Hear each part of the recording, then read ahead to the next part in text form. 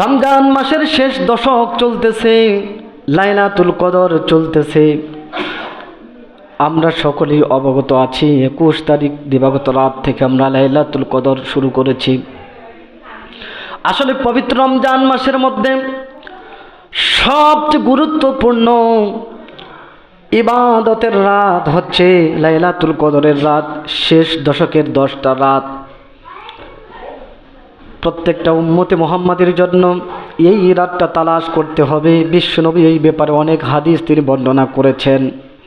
এজন্য যে একটি মাত্র রাত, এমন একটি রাত যে এক রাত ইবাদত করলে আল্লাহ সুবহানাহু ওয়া তাআলা 1000 মাস ইবাদত করার চাইতেও বেশি সওয়াব তার আমল নামার মধ্যে দিয়ে দেন। বলি সুবহানাল্লাহ।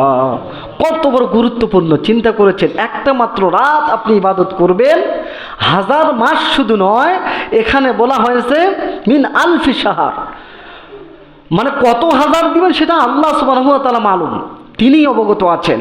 কিন্তু বলা হয়েছে যে 1000 মাসের চেয়েও খয়র, উত্তম, তার চেয়েও বেশি আল্লাহ সুবহানাহু ওয়া তাআলা আপনাকে সওয়াব দান করবেন। তো এই রাতটা তালাশ করার দরকার আছে না আমাদের? এখন প্রশ্ন হচ্ছে, হুজুর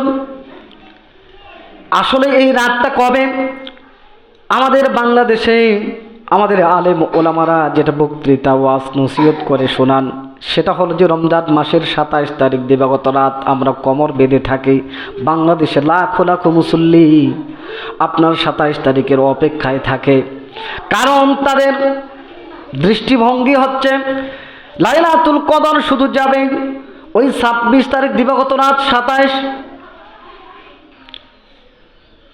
কিন্তু না, হাদিসগুলো পর্যালোচনা করলে দেখা যাচ্ছে লাইলাতুল কদর শুধু 27 তারিখেই হবে এমনটা নয়। এটা হচ্ছে পরিবর্তনশীল একটা রাত, হতে পারে 21 তারিখ, হতে পারে 23 তারিখ, হতে পারে 25, হতে পারে 27, হতে পারে রমজান মাসের শেষ রাত অর্থাৎ 29 তারিখ দিবাগত রাত। এজন্য 27 তারিখের অপেক্ষায় থাকলে, বসে থাকলে হবে না, আমাদেরকে শেষ দশকের প্রত্যেকটা রাতেই আমাদেরকে লাইলাতুল কদর তালাশ করতে হবে। এই মর্মে বিশ্বনবী হাদিস বর্ণনা করেছেন। রাসূল সাল্লাল্লাহু আলাইহি ওয়াসাল্লাম বলেছেন, তাহাররু লাইলাতুল কদরি ফিল উতরি মিনাল আশরিল আওয়াখির মিন রমজান। বিশ্বনবী বললেন, তোমরা রমজান মাসের শেষ দশকের বেজোড় রাতগুলোতে লাইলাতুল কদর তালাশ করো। হিয়া ফি রমজান। রাসূল 100% সিউরিটি দিয়ে বললেন, নিশ্চয়তা দিয়ে বললেন, এটা রমজানের ভিতরেই আছে। হিয়া ফিল উতরি, এটা বেজোড় রাত্রিগুলোর মধ্যে আছে। তাহলে বিশ্বনবী নিশ্চয়তা দিয়ে বললেন এটা রমজান মাসের শেষ দশকে, রমজান মাসের ভিতরে আছে এবং বেজোড় রাত্রিগুলোর ভিতরে আছে।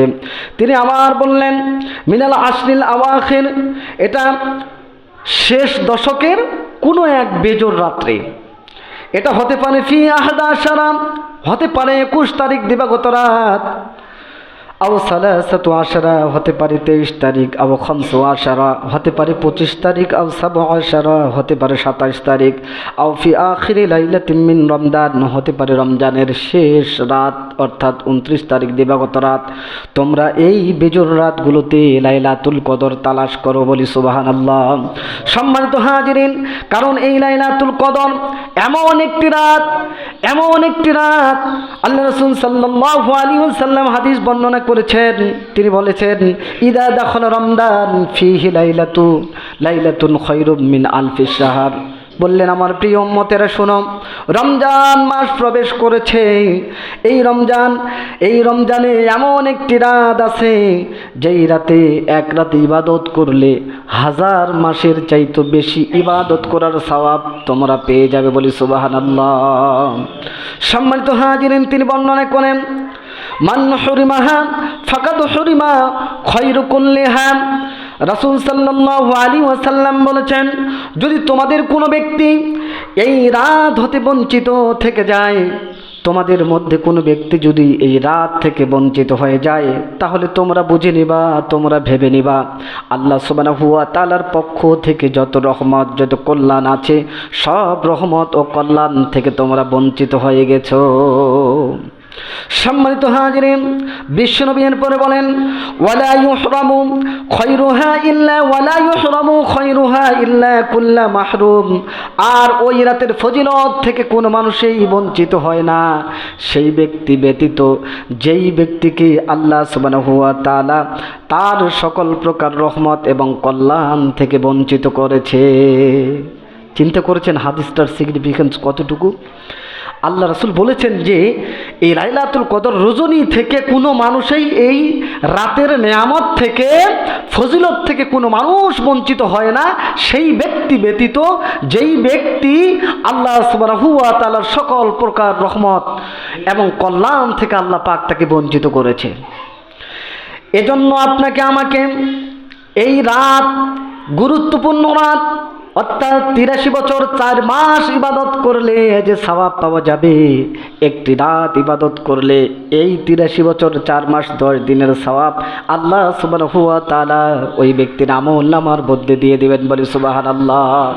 এমন একটি বরকতপূর্ণ ফজিলতপূর্ণ রাত, অথচ আমরা ঘুমের, আমরা হেলায় খেলায় অবহেলায় আমরা এই দিনগুলো পাস করতেছি। রমজান চলে যাচ্ছে, জানি না আগামী রমজান আপনি আমি পাবো কিনা। রমজান রমজানের মতো থাকবে, জুমা জুমার মতোই চলতে থাকবে। হয়তো আমি আপনি এই মসজিদে থাকবো না মুসল্লি হিসাবে, কথা বলুন ঠিক কিনা? এজন্য আসুন না, লাইলাতুল কদর যদি আপনার আমার নসিবে লেগে যায় তাহলে তো আমাদের নসিবটা খুলে যাবে। কিয়ামতের দিন আমরা অসংখ্য গণিত সওয়াব নিয়ে আল্লাহর দরবারে আমরা হাজির হতে পারবো। এই জন্য প্রত্যেকটা ব্যক্তিকে লাইলাতুল কদর তালাশ করা অপরিহার্য কর্তব্য বলে আমি মনে করি। সম্মানিত হাজিরিন, রাসূল সাল্লাল্লাহু আলাইহি ওয়াসাল্লাম বলেছেন, ক্বালান নবী সাল্লাল্লাহু আলাইহি ওয়াসাল্লাম, মান ক্বামা লাইলাতুল কদরি ঈমানাও ওয়া ইহতিসাবান গুফিরা লাহু মা তাকদ্দামা মিন যামবিহি।